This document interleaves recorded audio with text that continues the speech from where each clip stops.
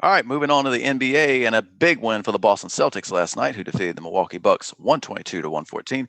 Jason Tatum led the way with 34 points, but he got a lot of help. Solid performances from the likes of Jalen Brown, Kemba Walker, and Marcus Smart. The Bucks were anything but solid. No player reached 20 points. Chris Middleton scored a team high 19, but Giannis was lackluster for the second straight game, and fellow starters Brook Lopez and Dante DiVincenzo combined to shoot 7 for 25. That's pretty bad. The loss snaps an 8-game winning streak for Milwaukee, but there's still a 6-game gap between them and the fourth place Hornets. Might have to start paying attention to the Hornets because they're in fourth place now. Drink, obviously a much needed win for the Celtics. Do you see them building off of this, or will their inconsistency continue to frustrate us? I'm gonna give them the benefit of the doubt, and they're gonna build off this. This is a good win, man. Now think about this. Before this game came on, ain't no way you would have told me the Celtics was gonna have that third quarter that just blew this thing open like they did. Yep. But look to Boston.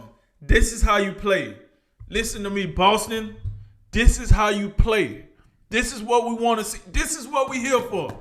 This Boston. This is what we here for. This is the team we thought we was gonna see in the beginning of the season that we didn't. Okay, whatever, work out the kinks. But this is what we want to see post All-Star break. Just keep that in mind. This is post All-Star break now. Ain't no more working out the kinks. Ain't no more. We got time. No. Yep. We need what we need. We got what we got. This is what I'm talking about, Boston.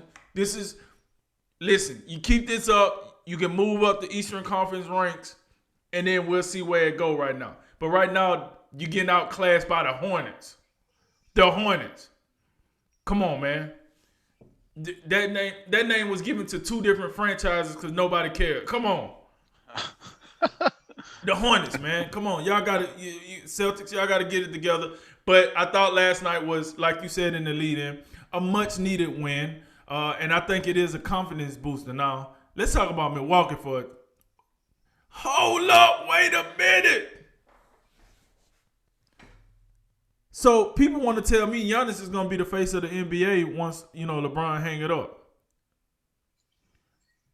I'm telling you right now, if Giannis don't win a championship within the next 2 years, he ain't going to be the face of nothing. You hearing it here. I don't care how good he is. I don't care that he win these MVPs. I don't care that he's a freak of nature. I don't care about none of that. I'm starting to care about the fact that he can't get it done. This is what it's coming down to. The difference between the goods and the greats is the greats get criticized no matter what they do. The goods only get criticized on their turn. This is why LeBron get criticized every time we turn around. Because he's great. And if Giannis want to be considered great, if KD want to be considered great, if these guys want to be, this is the time. You're going to get criticized and as they should. This ain't it, Giannis. You supposed to be the leader. This ain't it. Point blank, period. Come on, man. This wasn't it. And then, like you said in the lead in, this is second straight piss poor game. Let's just call it what it is. Yep. For Giannis, it's piss poor. For Quinn Cook, his stat line might be good. But Giannis, not so much. Such a random player to name. Yo, I'm trying to get one out there. You know what I'm saying? That's good, though.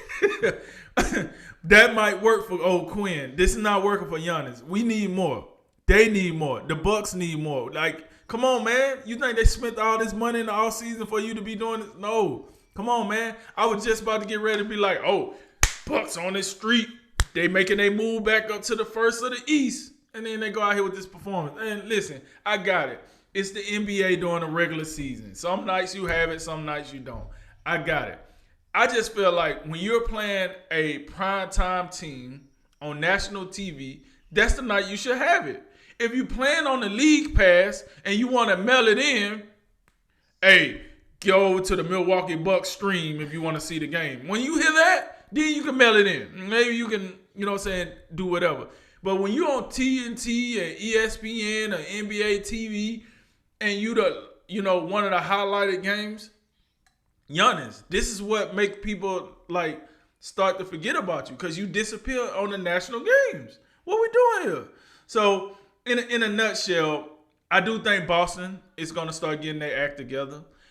If anything, I can we call the Bucks inconsistent because I don't know. Like I got that they was on a win streak, but if I go and break down that win streak, we might be talking about something different. And now they're going up and down. Giannis is up and down. Their best player is up and down, by the way. And I'm hearing the rumblings about the coaching staff, and I don't know, man. We got to get it together. So to answer your question, I do think the Celtics are coming alive. I think they're starting getting their own. Listen, you got 34 for Tatum. That's about what we like to see out of Tatum. The guy that we've been talking about the most for Boston missing action was Marcus Smart. He gave you 23. Listen, Boston.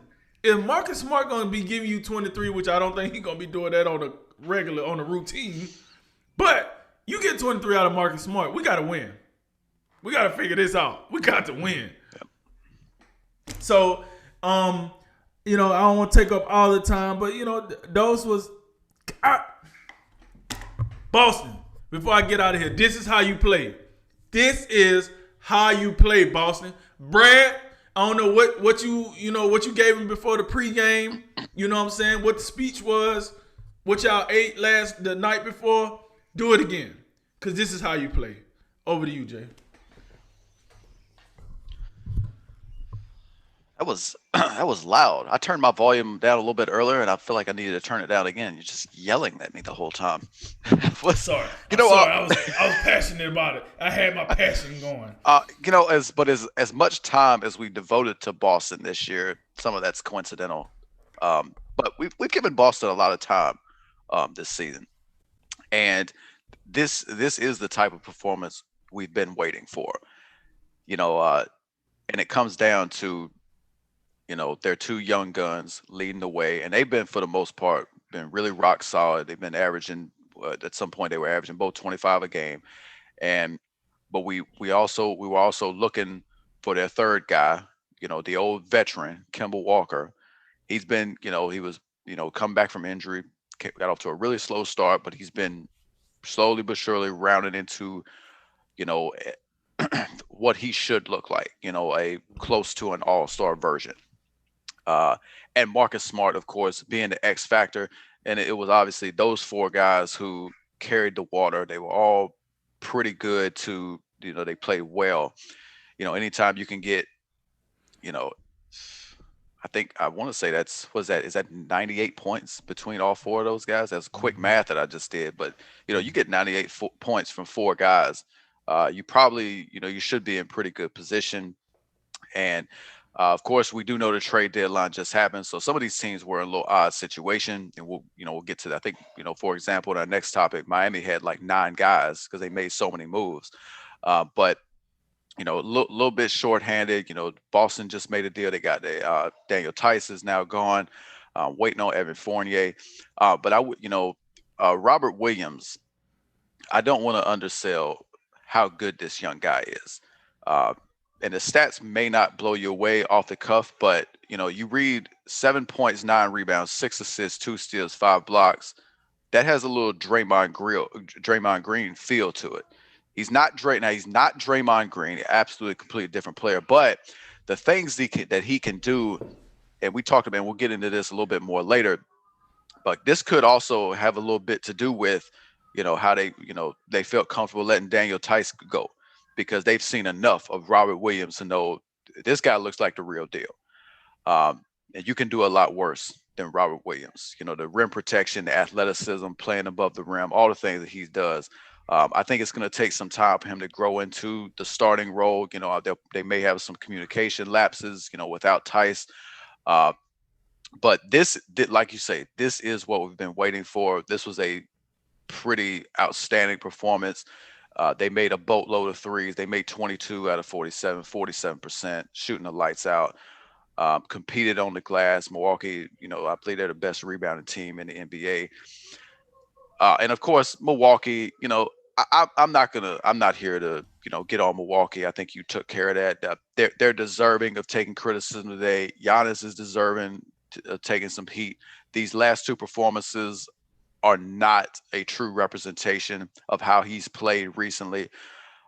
You can go back and look through it. He had, earlier this month he had four straight triple doubles. So he's been playing at a really high level. I don't know how Boston held him to 29 points in 2 games, but they did it. So good for them. But yeah, it's just and we talked about Milwaukee. They just wind up doing this from time to time. And don't forget they did play Boston on Wednesday night.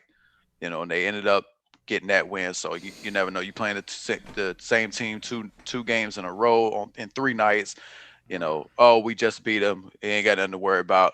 But you do have something to worry about. So as we always say, Mike Budenholzer, could you get your guys together? Let's play with some consistency. I know you'd won 13 or 14 and 8 in a row and all the rest of it. Uh, but yeah, your overall point about Milwaukee is correct, and about Giannis. If you want to be the face of the NBA, you have to win something meaningful. We got to at least see in the NBA Finals, and that's going to be a tall task this year for Milwaukee because the last couple of years they've been the best team, not only in the East but in the league, and it ain't been close in the regular season. This year it's been Philadelphia and Brooklyn are with you step for step, and they've been ahead of you most of the way, which may end up helping them because they can fly just a little bit under the radar. Expectations have dropped, I think, a little bit. That could end up helping them. And just as a side note, they did it. They didn't have PJ Tucker last night. They didn't have Bobby Portis. That probably wouldn't mean a big deal in this game because their starters were so lackluster. Um, but I wouldn't read too much into it from Milwaukee's point of view. This game was definitely way more important to the Boston Celtics, and I'm not. I've been a fierce defender of Boston all year. I'm not jumping overboard just yet, but even with this performance, you know, because based on what we've seen recently, I'm starting to get concerned. I'm starting to get concerned because this is about the time, in a couple weeks ago, post All Star break, you need to start playing with some consistency, and they still flopping around down as the 7th seed. The good news for them is, 4 through 8, 4 through 9, those teams aren't separated by very much at all. It's like 2 or 3 games. So they got time. It won't take much of a hot streak for them to get in good position and get up to that 4 seed. But they are running out of time, and I got to admit I'm getting concerned. And Brad Stevens run out of time. Oh, oh, slid that one in.